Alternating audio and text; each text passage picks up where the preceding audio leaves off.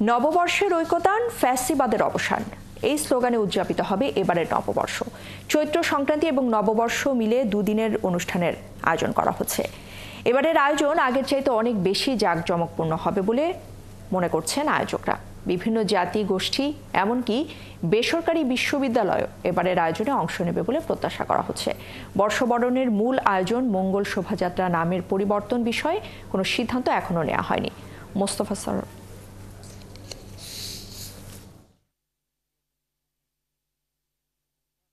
মিটিংয়ে আমাদের মূলত আলোচনা হয়েছে কন্টেন্ট বলতে বোঝাচ্ছি যে শোভাযাত্রার মধ্যে কি কি থাকবে, আমরা কিভাবে এটা প্রেজেন্ট করব, কিভাবে কোঅর্ডিনেশন করব, বাংলাদেশের বিভিন্ন জেলা থেকে যে ভিন্ন ভিন্ন জাতিগোষ্ঠীর পারফর্মার আসবে তাদেরকে আমরা কিভাবে আনবো, কোথায় প্রেজেন্ট করা হবে, এটা কোঅর্ডিনেশনগুলো কারা করবে, কন্টেন্টের কোঅর্ডিনেশন কারা করবে, ক্রিয়েটিভ ডিরেকশনটা কারা দিবে, এই জিনিসগুলো নিয়ে আলোচনা হয়েছে। এছাড়া এবং এগুলো কিন্তু অনেক বড় আলোচনা, এর বাইরে আমাদের আসলে আজকে কোনো আলোচনা হয়নি।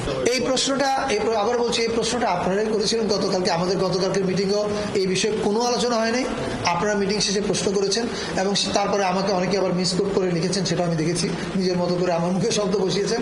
আজকের মিটিংও আমাদের এই নিয়ে কোনো আলোচনা হয়নি, আমরা এই সিদ্ধান্ত এই বিষয়ে কোনো কিছুই নেওয়া হয়নি। স্লোগানটা হচ্ছে নববর্ষের ঐক্যতান, ফ্যাসিবাদের অবসান। ফ্যাসিবাদ পরবর্তী নববর্ষ উদযাপন হচ্ছে। এবং আরেকটা কথা বলতে পারি, এবার উদযাপনটা 2 দিন ব্যাপী হবে। চৈত্র সংক্রান্তির আয়োজন থাকবে, পয়লা বৈশাখের আয়োজন থাকবে জাতীয়ভাবে। তার মধ্যে এই শোভাযাত্রার একটা আয়োজন।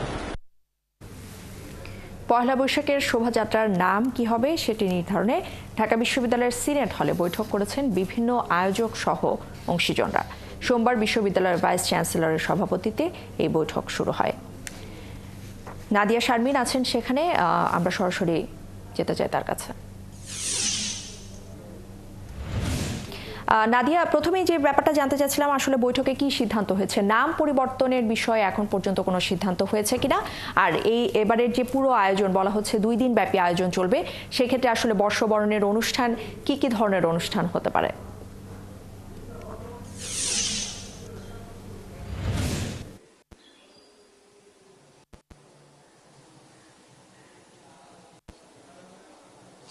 ধন্যবাদ ইশরাত। মূলত উপদেষ্টা অর্থাৎ সংস্কৃতি উপদেষ্টা যেটি বলেছেন যে নাম পরিবর্তনের বিষয়ে কোনো আলোচনা হয়নি, যদিও আমরা যতদূর জেনেছি ভিতরে আসলে আলোচনা হয়েছে এবং একটি প্রবলভাবে একটা বড় অংশ বলা যায়, সবচেয়ে সংখ্যাগরিষ্ঠ অংশই আসলে এই নাম পরিবর্তনের বিরোধিতা করেছেন। তবে এই বিষয়ে বাইরে সংস্কৃতি উপদেষ্টা যেহেতু বলেছেন যে কিছু কথা হয়নি, কাজে আমরা আনুষ্ঠানিকভাবে এই বিষয়টি বলতে পারছি না, অনানুষ্ঠানিকভাবে বলতে হচ্ছে। আর যে আয়োজনের বিষয়টি বলছিলেন, আয়োজন এবার বলা হয়েছে যে আগের তুলনায় আরো বড় পরিসরে, আরো বড় করে আয়োজন করা হবে। 2 দিন ব্যাপী আয়োজন হবে। চৈত্র সংক্রান্তি আপনি জানেন 13 তারিখে মূলত বসন্তের শেষ দিনটিতে চৈত্র সংক্রান্তির আয়োজনটি আগে থেকেই থাকতো, সেটি এখন বড় করে করা হবে। পাশাপাশি বৈশাখের আয়োজন তো রয়েছে এবং এই বড় আয়োজনের বিভিন্ন অংশে, ঢাকা শহরের বিভিন্ন অংশে তো থাকবেই। ঢাকা বিশ্ববিদ্যালয়ের মধ্য থেকেও আয়োজনগুলোর মধ্যে যুক্ত হবেন বিভিন্ন জাতিগোষ্ঠীর মানুষ এবং একই সাথে যুক্ত হবেন বেসরকারি বিশ্ববিদ্যালয় যারা এই জুলাই আন্দোলনে বড় একটি ভূমিকা রেখেছিলেন, তারাও এই আয়োজনটিতে যুক্ত হবেন এবং সবাইকে নিয়ে এই আয়োজনটিকে বলা হচ্ছে যে আগে যত বড় হয়েছিল তার তুলনায় অনেক বড় করে, অনেক বেশি বর্ণিল করে এই আয়োজনটি করা হবে।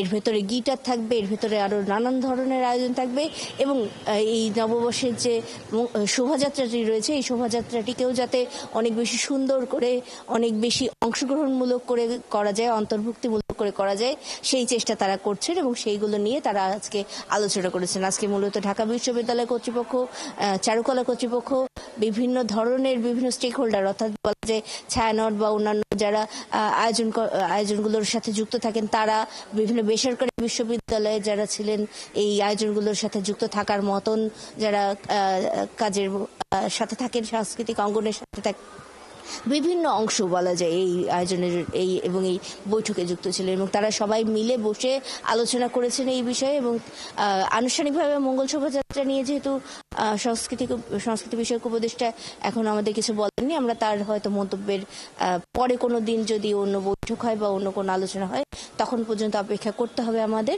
বাকি যে আয়োজনগুলো সেগুলো এবারের উদযাপন অনেক বড় করে করা হবে বলে বলা হয়েছে এবং এই বিষয়গুলো নিয়ে এর আর্থিক হিসাব নিকাশের বিষয়টি এবং এর অর্থের সংস্থান যেটি আছে সেটি কোন খাতে কিভাবে করা হবে নাদিয়া শারমিন, আপনাকে ধন্যবাদ আমাদের সাথে যুক্ত হওয়ার জন্য।